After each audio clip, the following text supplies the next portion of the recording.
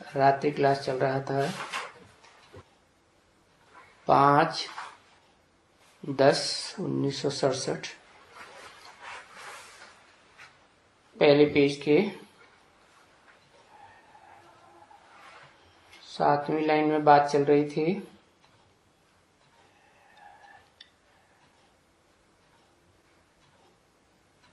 कि लौकिक दुनिया में तो सबका बाप अलग होता है, टीचर अलग होता है, गुरु अलग होता है। अभी वो गुरु नहीं समझा जाएगा, क्योंकि अभी तो संगम युग में हो ना।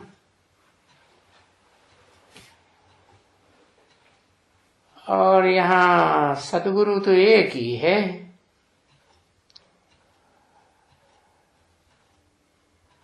नाम ये है सत्य गुरु, उसको सत्य कहा जाता है। अब मनुष्यों को तो कभी सत्य नहीं कहा जा सकता। क्यों?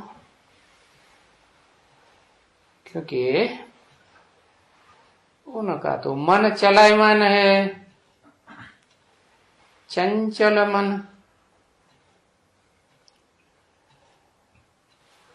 क्योंकि यहाँ इस दुनिया में जो मनुष्य होते हैं वो झूठ बगैर कभी रह नहीं सकते हैं, क्योंकि ये सारी दुनिया झूठ ही है।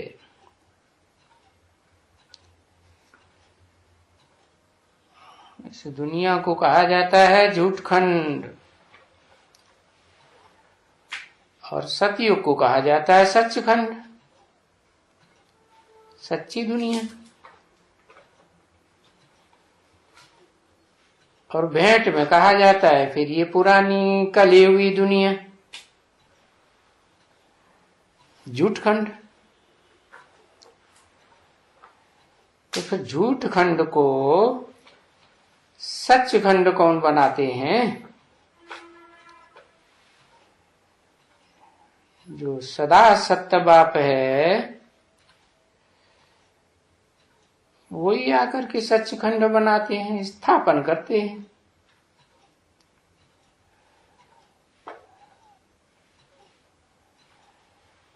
फिर उस सचखंड को रावण आकर के झूठखंड बनाते हैं।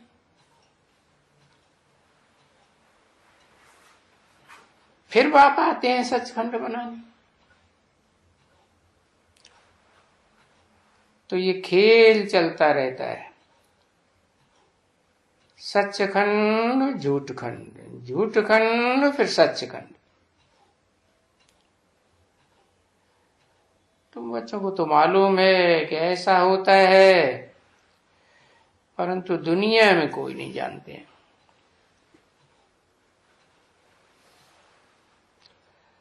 और उस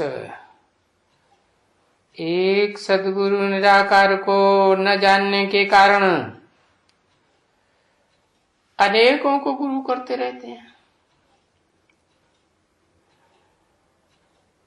किसी को मालूम ही नहीं है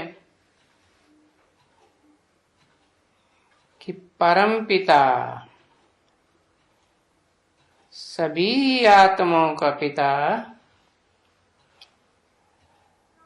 किसको कहा जाता है?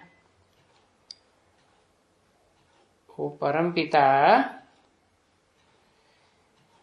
इस मनुष्य सृष्टि रूपी रंगमंच पर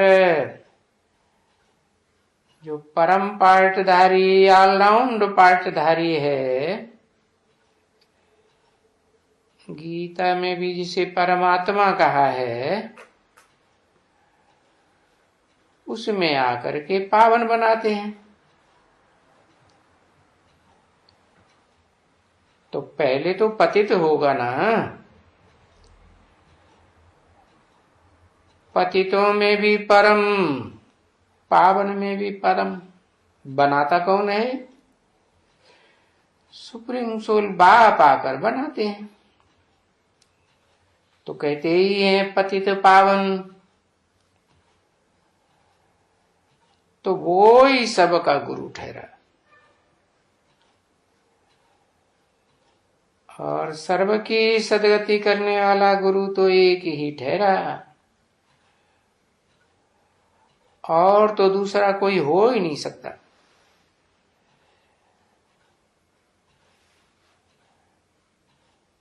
तो ये बच्चों को कोई को मालूम नहीं है,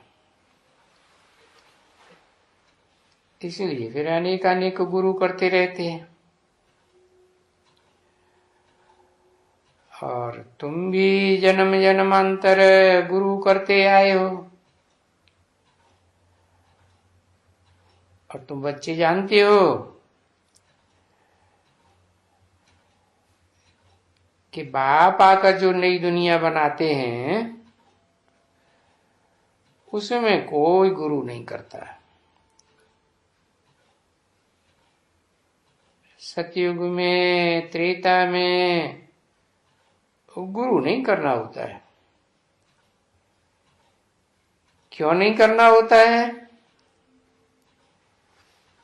क्योंकि वहां तो किसी की दुर्गति ही नहीं,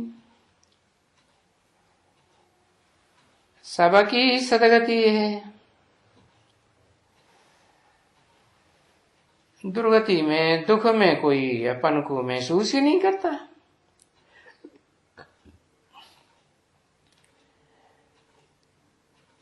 अभी तो इस दुनिया में है ही दुर्गति, तो फिर दुर्गति करने वाले गुरु भी होंगे। और फिर ये देखो कि इस दुनिया में सबकी दुर्गति होती है।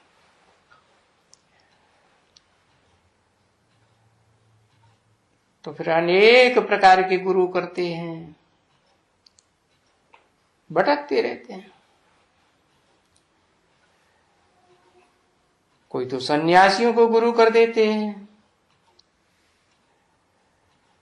फिर कोई मुसलमानों को भी गुरु करते हैं, फिर जाकर के क्रिश्चियन पादरियों को गुरु करते हैं, माइयों को भी गुरु कर देते हैं। और ये जानते भी हैं कि ऊंचे ते ऊंचा तो वो एक ही सतगुरु परमपिता परमात्मा कहा जाता है, अकाल मूर्त।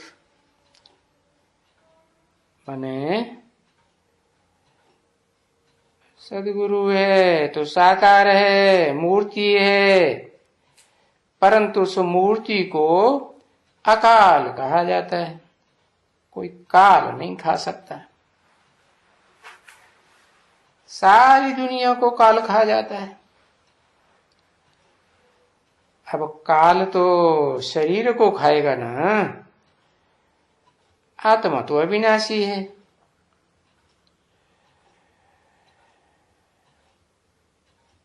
तो उस अकाल मूर्त को मानने वालों में कोई सिख हैं, ग्रंथ को पूजने वाले होते हैं।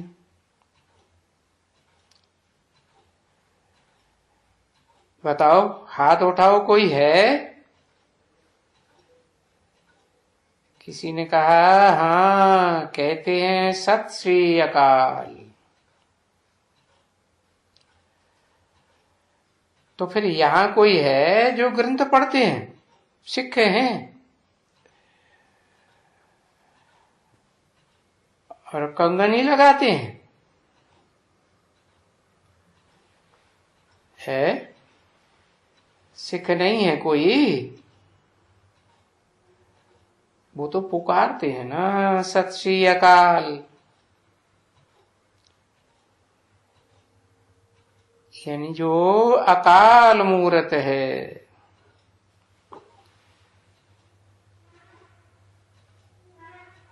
वो ही सदगुरु है।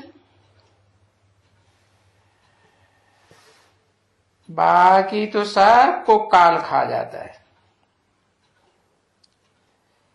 एक गुरु मर जाता है तो उसके चेले को गुरु बना देते। तो सब झूठे हुए ना।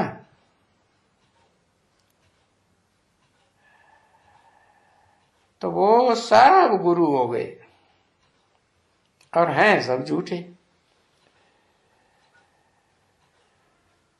और फिर तो ये तो है कि झूठी दुनिया में तो सब झूठे ही होते हैं।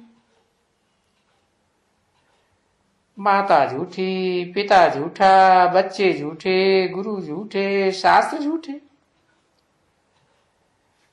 सब झूठे ही झूठे। क्योंकि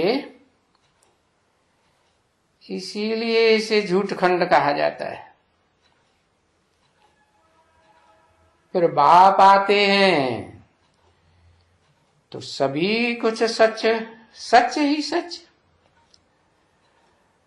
और फिर वहां झूठ कुछ होता ही नहीं है। पर ये बातें सुनता कौन है सिवाय तुम बच्चों के? बताओ यहां कहां आए हो? मेले पर आए हैं। किसके मेले पर आए हो? मेला माने मिलन। कहेंगे आत्मा परमात्मा का मिलन।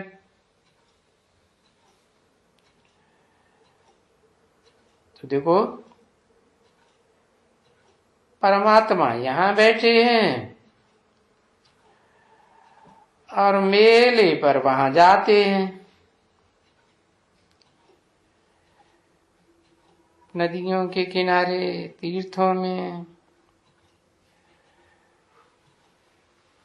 और बाप ने तुमको समझाया कि तुम्हारा मेला तो आत्मा परमात्मा का मेला है, और उनके मेले तो चलते ही चले आए हैं। परंतु जब बाप आते हैं फिर बाप का ये मेला अलग हो जाता है। जब से परमपिता परमात्मा आते हैं तो तब से तुम्हारा ये मेला चलता ही रहता है, और फिर इस मेले में आते ही रहते हैं।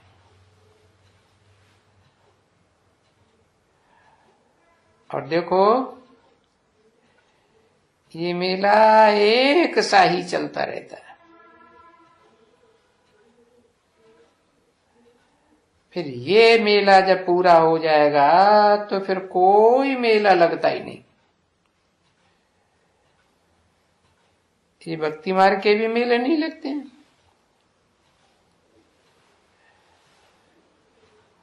और ये सतयुग में तो ये ऐसे मेले लगते ही नहीं हैं। तो कोई बतावे ये मेले लगते क्यों हैं?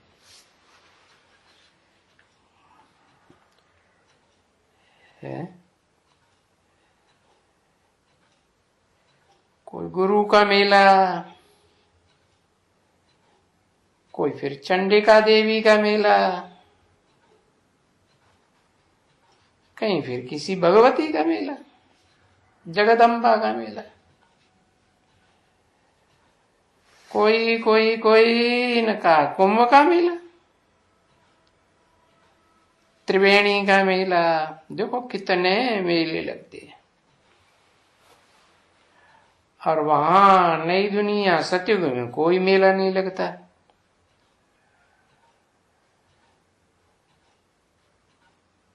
उन मेलों में तो अनेक साधु हैं, साधुओं का मेला। तो ये मेले तो होते ही रहते हैं। मेले होते रहते हैं और मेले होते जाते हैं। मेलों में जाए जाए करके आत्मा मैली हो जाती।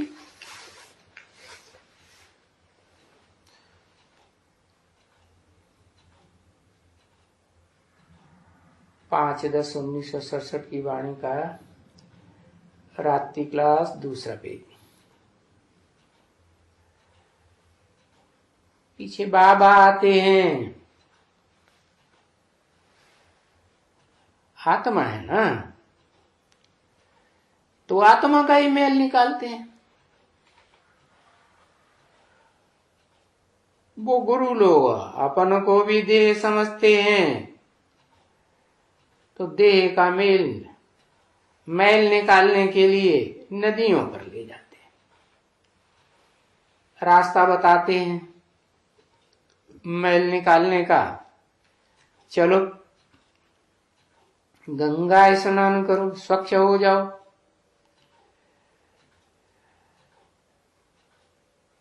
अभी तुम जानते हो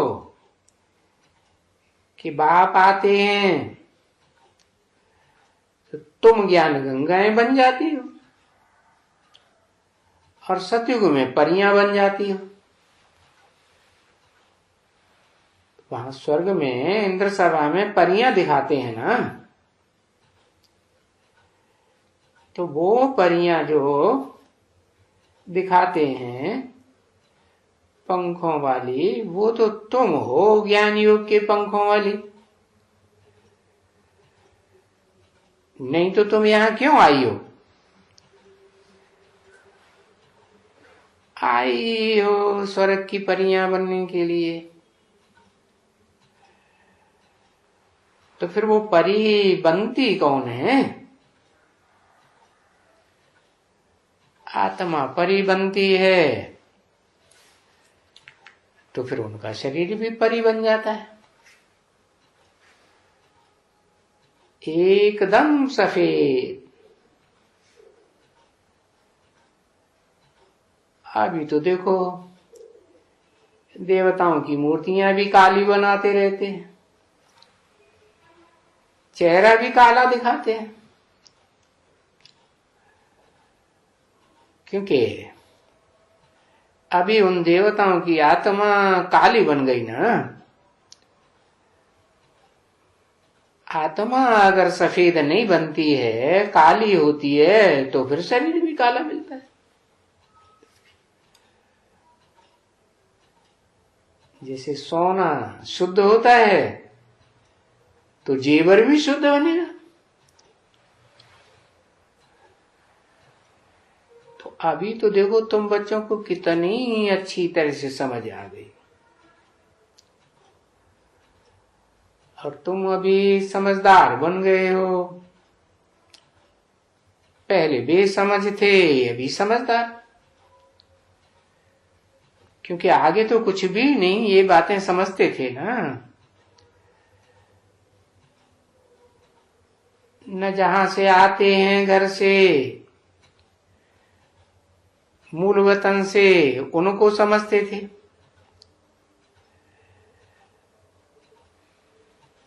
न फिर यहां आते तो भी कुछ नहीं समझते थे। फिर धीरे धीरे समझते जाते हो। तो देखो न सतयुग को समझते न कलयुग को समझते, कुछ भी अंतर नहीं समझते। तो कहेंगे ना तुम बुद्धू थे,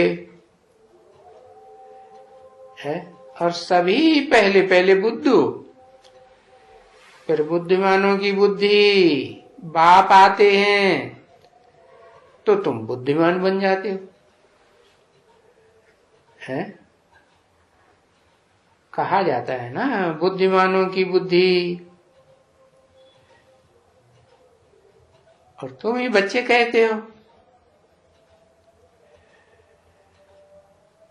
क्योंकि कोई को बुद्धि नहीं होती है तो कहते हैं हे भगवान, हे परमात्मा, इसको अच्छी बुद्धि दियो।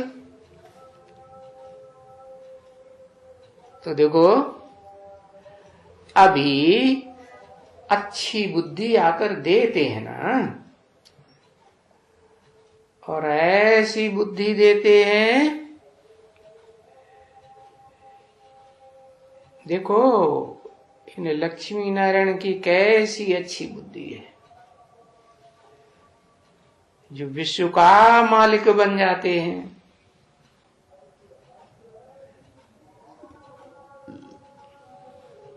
और ये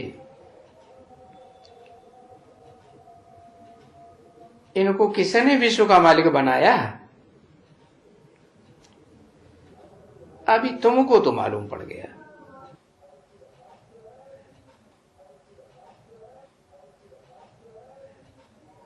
कि नर को नारायण बनाने वाला कौन है?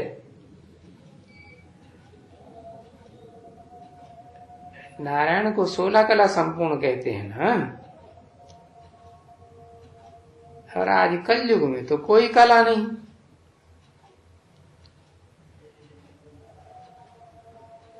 तो दुनिया में कोई नहीं जानते हैं कि ये लोग लक्ष्मी नारायण हैं, वो कहाँ के मालिक हैं। अभी तुम तो कहेंगे ये स्वर्ग के मालिक, और तुम ये भी जानते हो कि इनको स्वर्ग का मालिक किसने बनाया। दुनिया में कोई नहीं जानते हैं सिवाय तुम बच्चों।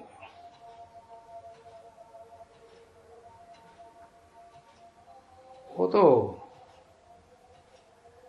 नारायण को ही भगवान समझ लेते हैं।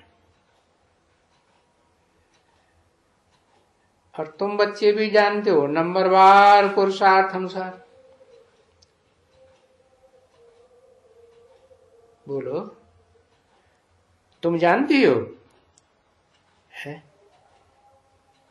नारायण को किसने बनाया? लक्ष्मी को किसने बनाया? इनको सतयुग का मालिक किसने बनाया? तो कोई ने कहा शिव बाबा ने बनाया। हाँ, शिव बाबा ने। और तुम क्या बन रहे हो?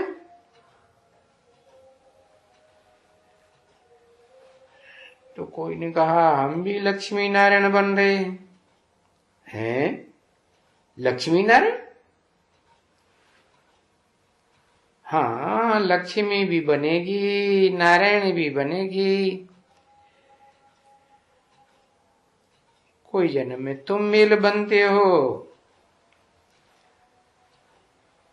शहजादी महारानी, फिर मेल को महाराजा। तो कोई जन्म में मेल, कोई जन्म में फीमेल। परंतु ये महाराजा महारानी बनने के लिए बहुत पुरुषार्थ करना होगा।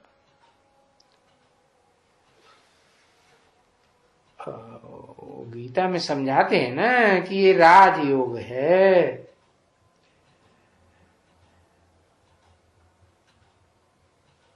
परंतु उसमें तो कृष्ण का नाम डाल दिया।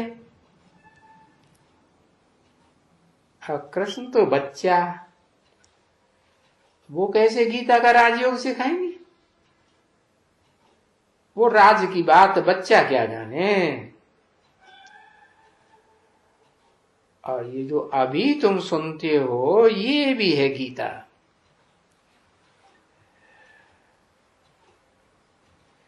तो फिर तुम्हारी है सच्ची गीता, और फिर वो उनकी आती है झूठी गीता। क्यों? क्योंकि तुम जानते हो कि सच्ची गीता तो सत्य बाप आकर सुनाते हैं, जो सदा सत्य है, कभी झूठ बनता ही नहीं, क्योंकि जन्म मरण के चक्कर में नहीं आता। और बसा बाकी तो सारी दुनिया के मनुष्य मात्र जन्म मरण के चक्कर में आते हैं ना, तो फिर वो सब भूल जाते हैं सत्य क्या है, झूठ क्या है। तो फिर ये झूठ खंड में झूठ ही गीता बन जाती है।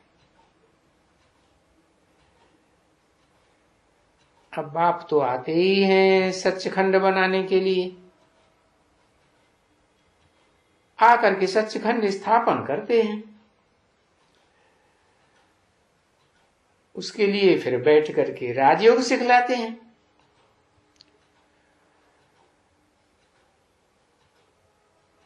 और वहां तो कोई राजयोग नहीं सिखला सकता, नहीं। ये तो एक ही बाप है, बापों का बाप, जिसका कोई बाप नहीं। वो आकर के बनाते हैं सतयुग का राजा महाराजा, डबल सिरताज।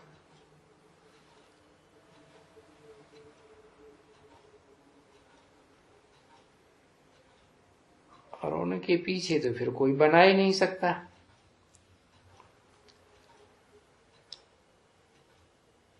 ये तो बच्चों को डबल सिरताज बनने का वर्षा अभी मिलता है।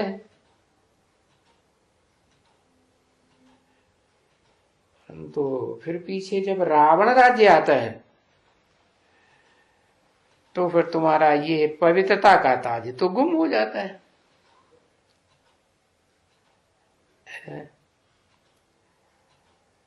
स्थूल ताज रह जाता है।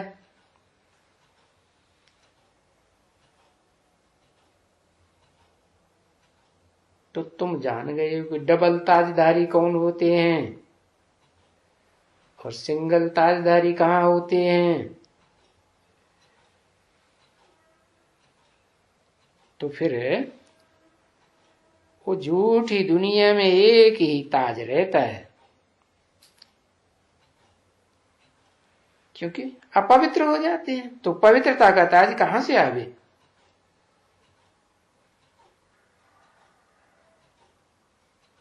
तो फिर अपवित्र होने से तुम जैसे जैसे कर्म करेंगे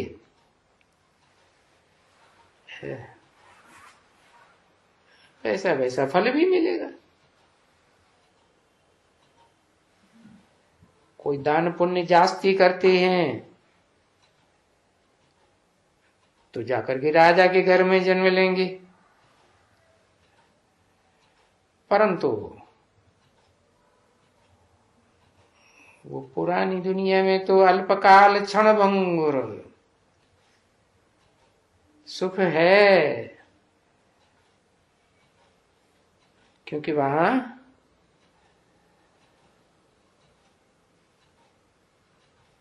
कोई वो राजा ही थोड़े ही है जो मैं आकर के स्थापन करता हूं।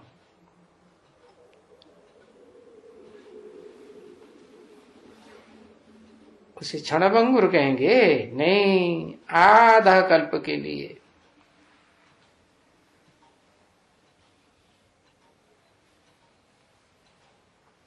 और अभी तो देखो दुनिया में जवान होगा वो भी मर जाता है।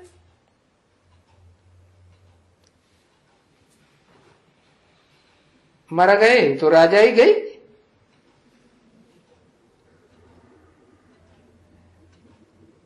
तो यहां तो बाप के द्वारा तुमको डबल से ताज की राजाई मिलती है, सतयुग की। और फिर वहां अकाले मौत भी नहीं होता है। ऐसे नहीं कि कोई बचपन में शरीर छोड़ देंगे, यहाँ तो पेट में भी बच्चा मर पड़ता है।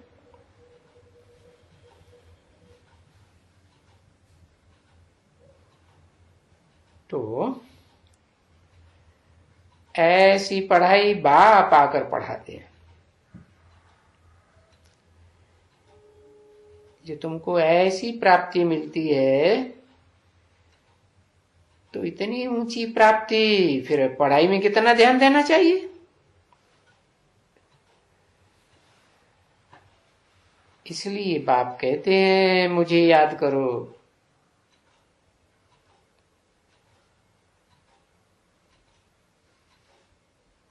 परंतु तुम मुझे भूल क्यों जाते हो घड़ी घड़ी। ऐसे बाप को कभी भूला जाता है? नहीं। जब बाप कहते हैं तुम्हारे से बच्चों से कहते हैं ना कि कोई सन्यासी पूछे कि ये जो तुम बताते हो ये तो हो ही नहीं सकता है,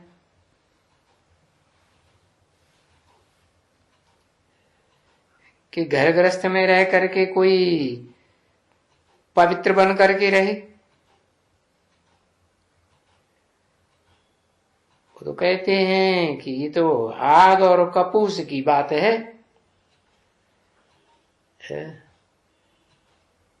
भूसा भी हो और आग भी हो साथ में, और आग न लगे, ये तो हो ही नहीं सकता।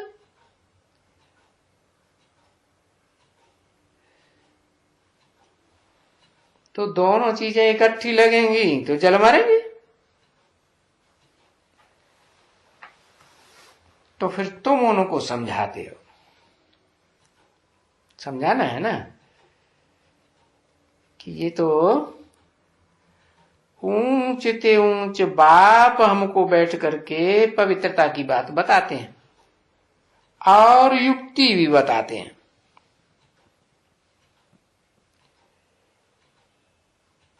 और कहते हैं कि अगर इस जन्म में पवित्र नहीं बने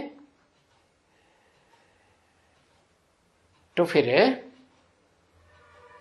21 जन्म के लिए विश्व का मालिक नहीं बनेंगे।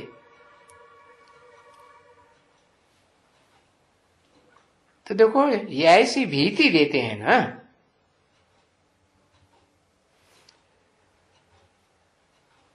परंतु वो सन्यासी तो ऐसी कोई भी भीति नहीं दे सकते और किसी को भी नहीं दे सकते, कुछ भी नहीं। न कोई मुक्ति की बात, न जीवन मुक्ति की बात, ऐसे ही कह देते हैं पार निर्वाण गया, वाणी से परे गया, वानप्रस्थी गया। अरे यहां तो बाप कितनी भीति देते हैं, वो तो भीति दे ही नहीं सकते। बस एक ही बात, तुम माथा टेकते रहो और पैसा फेंकते रहो,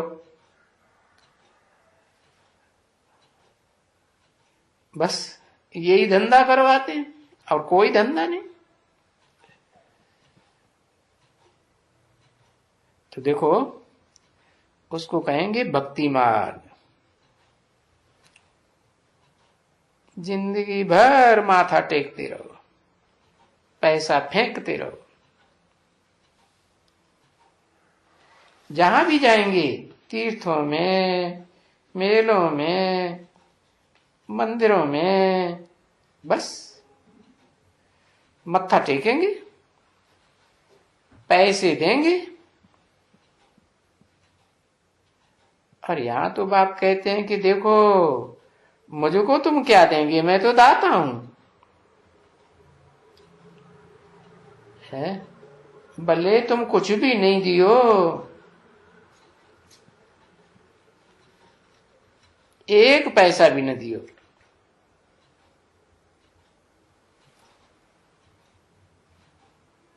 क्या समझाया है? या यहां कोई के अरदास वरदास वो पांव में जाके लगे, चरणों में जाके झुके, या यहां ऐसा तो कुछ मंदिर वंदिर में रखने लायक है ही नहीं। कोई मंदिर नहीं है, कोई मूर्ति नहीं है।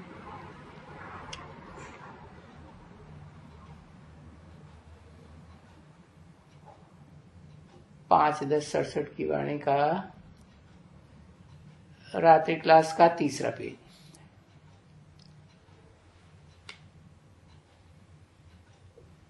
तो यहां क्या है,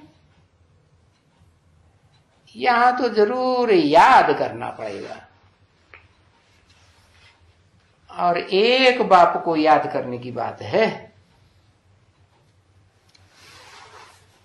वहां तो मंदिरों में कितनी मूर्तियां रखी रहती हैं,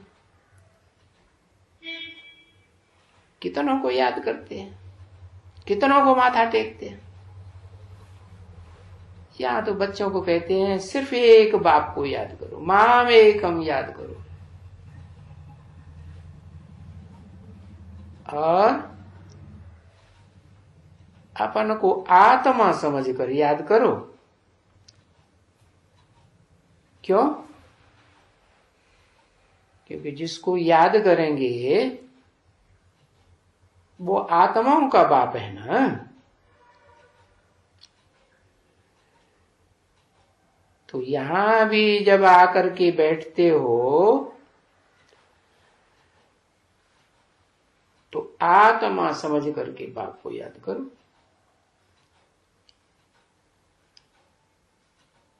देह समझ के बैठेंगे, देह भान में रहेंगे, तो बाप कैसे याद आवेगा?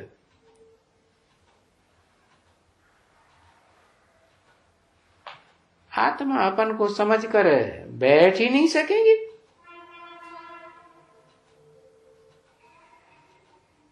देह समझ के बैठेंगे तो बाप याद कभी नहीं आएंगे। तो फिर बताओ क्या याद आएगा? अरे वही देह के संबंधी, देह के पदार्थ, अपनी देह का होना, घर बार, बच्चे, धंधा धोरी, यही सब याद आता रहेगा।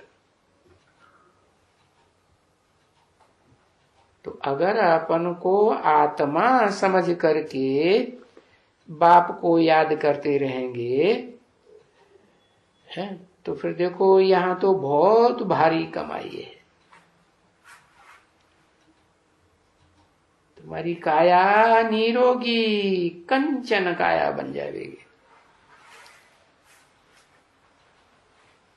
और आयु भी तुम्हारी बड़ी होगी। जितना जितना तुम याद की यात्रा में रहेंगे, यहां भी तुम्हारी आयु बढ़ती जाएगी।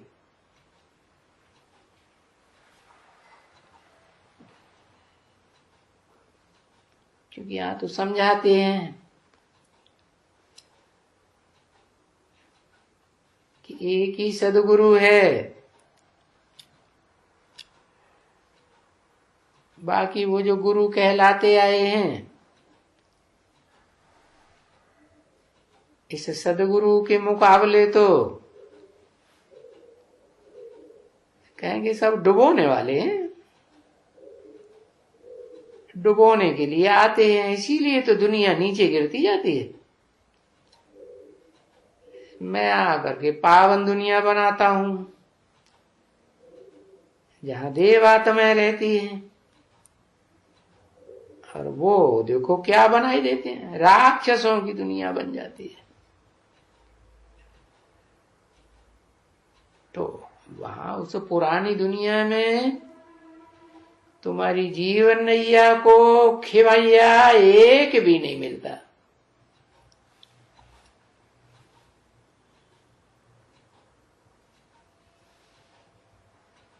और यहां तो देखो तुमको बागवान भी मिला है।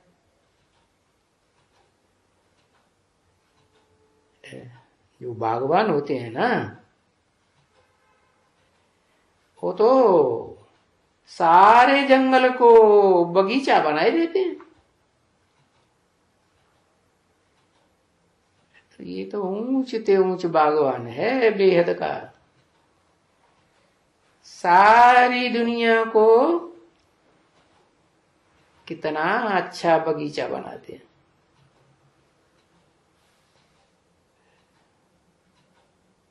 और खिवैया भी है तो सबको इस विषय वैतरणी नदी से पार लेकर जाएगा।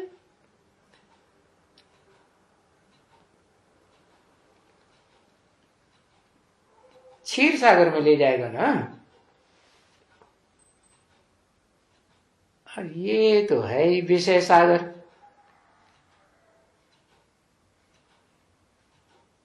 वो क्षीर सागर मिठास ही मिठास। और ये खारी सागर,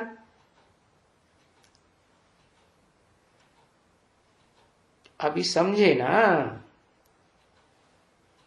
कि खिवैया किसको कहा जाता है और बागवान किसको कहा जाता है। तो असली खिवैया, असली बागवान तो वो है जो सारी दुनिया को पार लगाते हैं।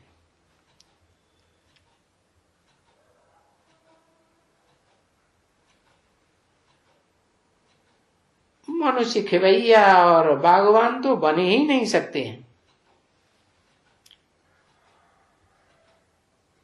वो तो और ही डुबोने वाले हैं। दुनिया और ही कांटों का जंगल बनती जाती है। कांटे होते हैं ना, कांटे लगते हैं तो कितना दर्द होता है।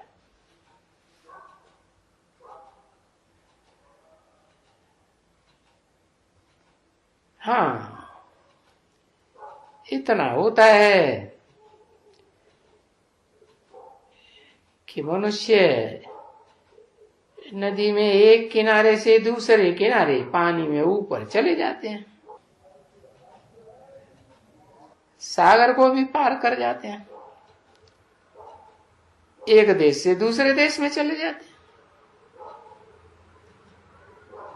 बाकी स्वर्ग तो कहीं भी नहीं मिलेगा ना। नरक से स्वर्ग पर जाना, ये रास्ता तो कोई को नहीं मालूम।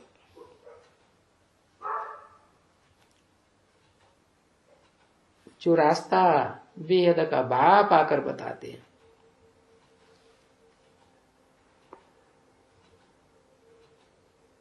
और वो तो शरीर से, देह से तैरने की बात। यहां तो आत्मा को तैरने की बात है।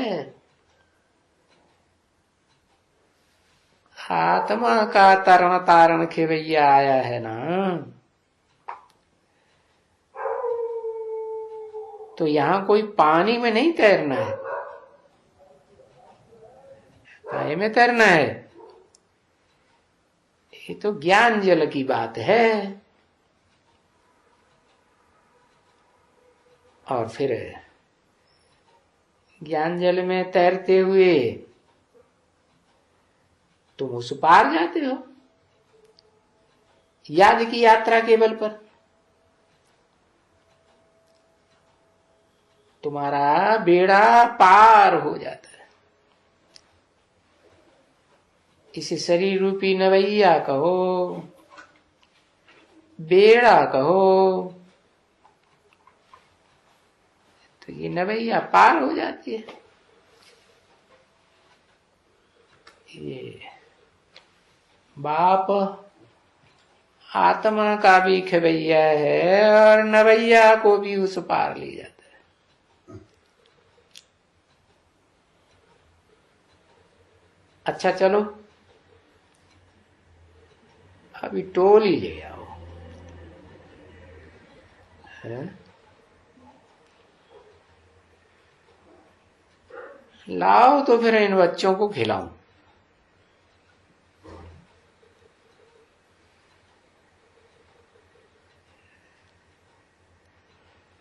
ज्ञान की टोली भी है, वंडरफुल टोली। नहीं तो कोई किसी को कहो कि शिव परम पिता परमात्मा वो हमारा बच्चा है, तो वो बोलेगा अरे ये कोई थोड़ा चरी हो गया है, पागलपन सवार है, इसको तो अस्पताल भेज दो, इसकी चरियाई खत्म हो जाए।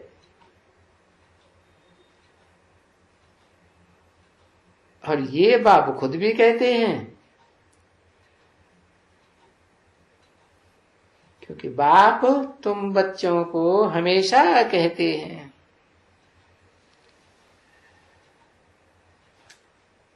तुम आए भक्ति मार्ग में और अभी शिव बाबा आप आएंगे कहते थे ना, तो फिर हम आपके ऊपर भी बारी जाएंगे।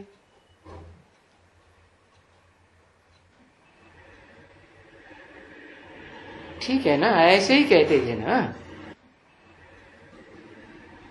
तो किसी ने कहा जी अच्छा, अब ये तो बच्चे जान गए कि बाप बच्चों के ऊपर यहां बारी जाते हैं।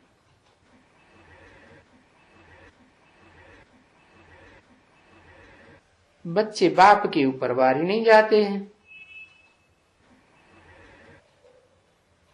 और बाप बच्चों के ऊपर बारी जाते हैं।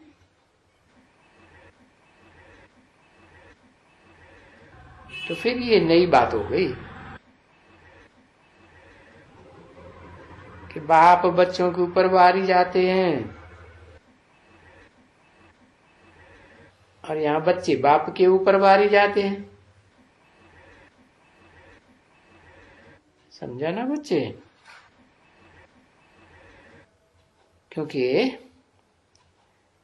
बच्चे बाप को अपना तन मन धन देंगे तो फिर बाप 21 जन्म के लिए स्वर्ग में तुमको ऐसा अच्छा तन मन देंगे, धन देंगे जो दुनिया में और कहीं नहीं मिलेगा। और आधा कल्प के लिए देंगे, एक जन्म की बात नहीं। तो ये सौदा समझा? तुम एक जन्म तन मन धन से बारी जावेंगे,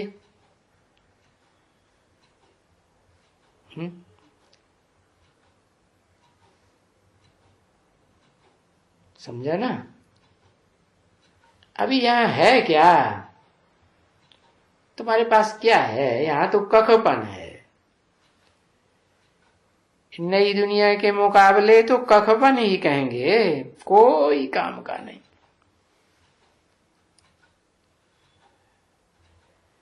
ये तो जैसे भक्ति मार्ग में वो होते हैं ना, करनी घोर ब्राह्मण। कोई मरता है तो करनी घोर आते हैं, घर में आकर के पुराना धुराना है, बिस्तर खटिया कपड़े वपड़े जो हैं सब ब्राह्मण को दे देते हैं।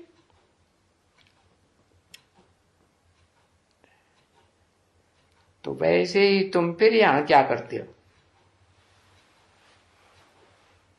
तुम भी तो जो कुछ यहां देते हो वो कखपन ही तो देते हो ना।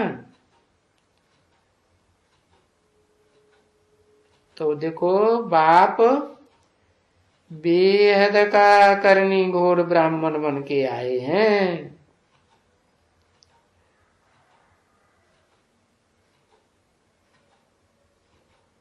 क्योंकि तुम सब जानते हो कि इस दुनिया में बाकी लोगों की जो मिल्कियत है वो तो सब खत्म हो जाने वाली है, सबकी खत्म हो जाएगी। और तुम देखो कखपन दे करके कितना लेते हो। तुम्हारे पास जो है कखपन वो ही देते हो ना। और ये भी जानते हो कि बाप तो है ही गरीब निवाज। ऐसे तो भक्ति मार्ग में भी नहीं कहते, साहूकार निवाज है। साहूकारों की बात सुनता है। तो देखो यहां तुम बाप से 21 जन्म का वर्षा लेते हो और फिर एकदम पदमपति बन जाते हो। तो इसलिए बाप को दाता कहा जाता है, देने वाला है, बहुत कुछ देने वाला, बेहद का सुख देने वाला है। यहां तो इस दुनिया में देखो क्षणभंगुर सुख, कोई को बेहद का सुख थोड़े ही है। कोई भी लौकिक हद का देंगे, पारलौकिक बेहद का देंगे। तो पारलौकिक बाप कहते हैं मैं कल्प कल्प भारत में ही आता हूं और भारत को ही आकर के बेहद सुख का वर्षा देता हूं।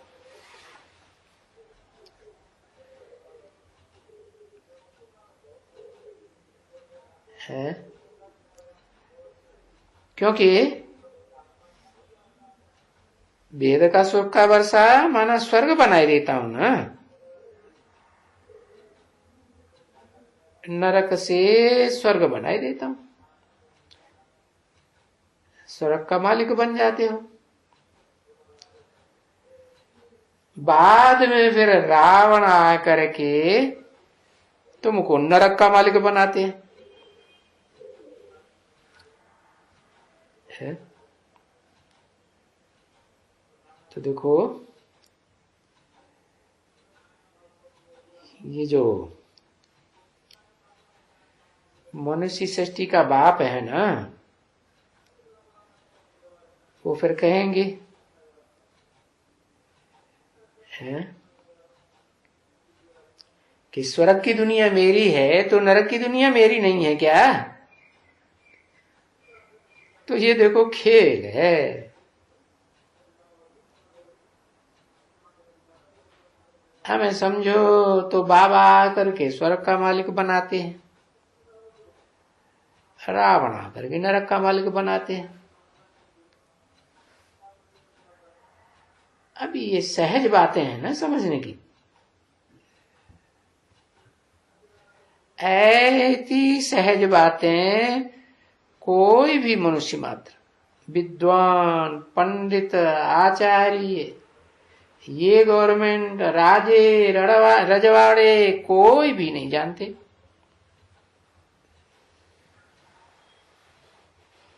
म्यूजिक बजा,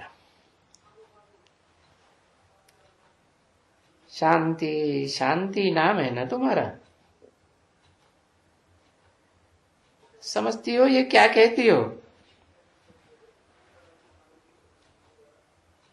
फिर म्यूजिक बजा, सिकिल दे रूहानी बच्चों प्रति रूहानी बाप व दादा का याद प्यार और बोलो।